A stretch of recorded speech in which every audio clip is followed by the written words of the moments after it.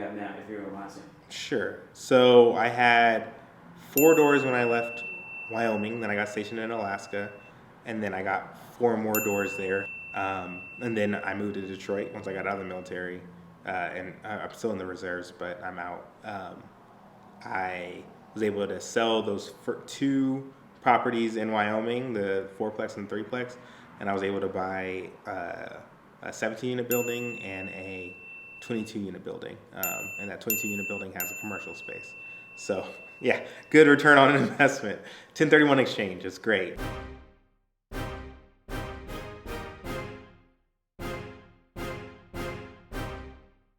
My wife and kids are like the foundation of who I am. So without them, none of this really matters, to be honest.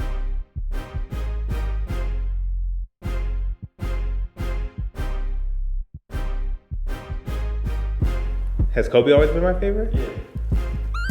Glenn Rice, from the Lakers, is my favorite. Okay. My name is Evan Faye. I am a black man with ambition.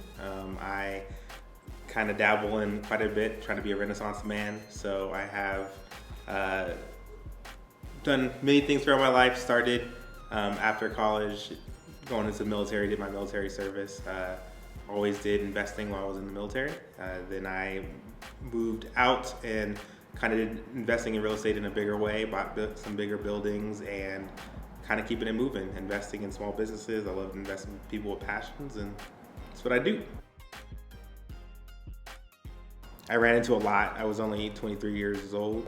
I ran into a lot where contractors didn't accept that I was the owner. I had to tell them 12 times that I was the owner of the building. And they're like, so you're renting the apartment, so let the owner know that we can come and fix this. I'm like, no, I'm the owner. I need you to do it. And I'm like, who's this young black kid?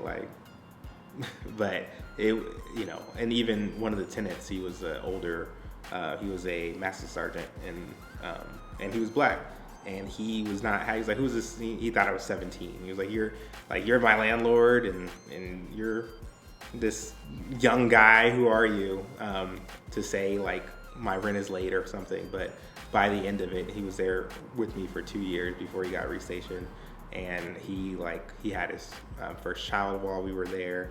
And he called me into the apartment. And he's like, you're the first person to ever meet my kid. It was a really cool, experience. I really did bend over backwards for all my tenants, because it was all I had in the world, and I wanted it to be good, and I didn't know what I was doing. So I would just learn, and it didn't matter if it was Christmas Day. I would come out and fix something, which they always appreciated.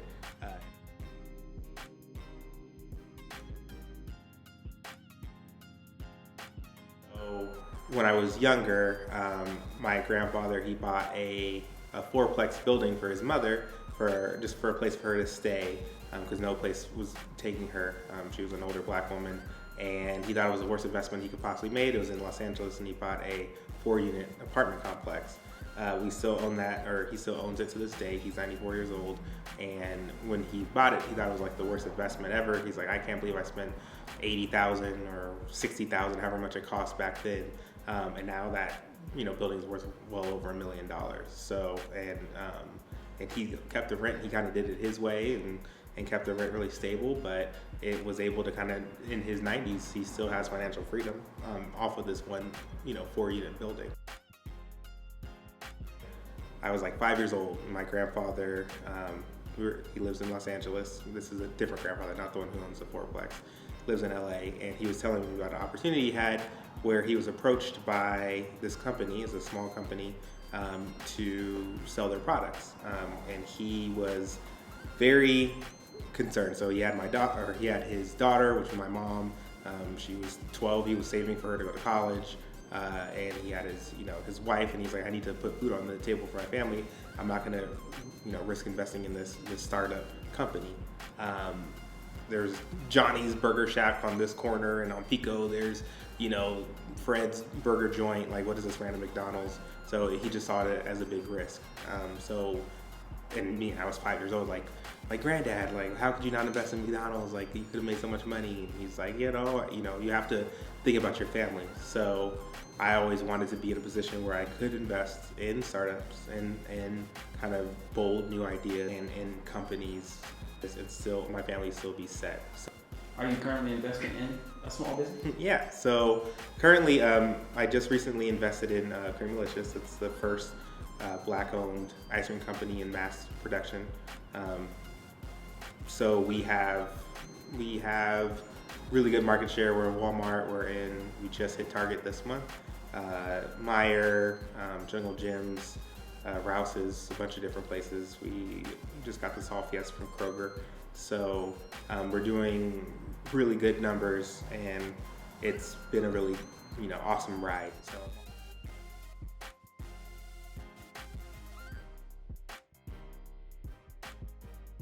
I would say the best way to learn about real estate is pick up a wrench, go remodel your grandmother's bathroom if you don't have your own property, and that's how I got started, at least in real estate. I didn't have fresh out of college.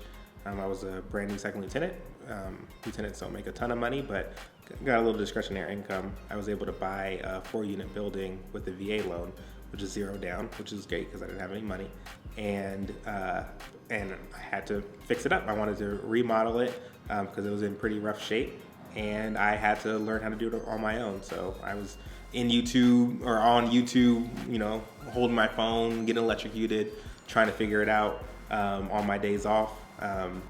But I was the most attentive landlord ever. If there was anything, I was right there, driving to Home Depot 10 times in a row because I got the wrong thing. 100, that's the best way to learn real estate, is to do hands-on, switch out a toilet. That's what you're going to be dealing with. Paint a wall, plaster a wall, rip out carpet, understand how a tax strip works. Like, these are the things that the gurus kind of talk about, the money aspect of it, and you can 10x your money if you do this, and what is the cap rate and your yield, and all that's great. But really, at the end of the day, you're buying a physical piece of land. You own a tree. That was one of my biggest things when I realized how many trees I own. It's like, oh, I own all these trees. Like, I grew up in California where there's trees, but it's not as many trees. And yeah, you own trees, and those trees could fall down and hurt somebody. You got to understand how insurance works. Like, that's how you do real estate. It's an actual brick and mortar physical thing. And one little quick homage, I have a friend of mine. She was going to go through one of those. It was like a $20,000 course from one of those kind of main people. It was like $25,000, and they give you the keys to the kingdom, and you have access to whatever lists and everything else. And I'm like, instead of putting that $20,000 towards a course, go through the permitting process and add a bathroom to your house. That is gonna teach you, one, you can work with a general contractor, you can pull the permit, you can do it as the owner, you can pull a permit, work with the city, see how long it takes to permit, what's your foundation gonna be, do you want heated floors, or what's the amperage, or do you need to add extra things to your panel?